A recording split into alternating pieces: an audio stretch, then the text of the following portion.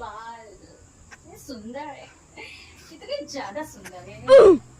दो चार लड़के तो ऐसे ही गिरते हैं। बॉय। आंटी जी नमस्ते, कब आई आप?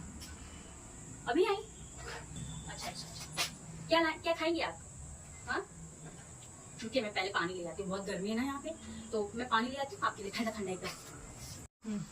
आंटी जी ले लीजिए पानी, पानी लीजिए पानी। क्या इसमें बाल है? अरे कुछ नहीं है, ये कुछ नहीं है, हमारे घर के कोने कोने में पड़ा रहता है, मैं दूसरा पानी ले आती हूँ। अच्छा अच्छा, हेलो, मेरे बाबू ने खाना खाया? क्या नहीं खाया? मैं भी नहीं खाऊंगी खाना अभी, मैं भी नहीं खाऊंगी।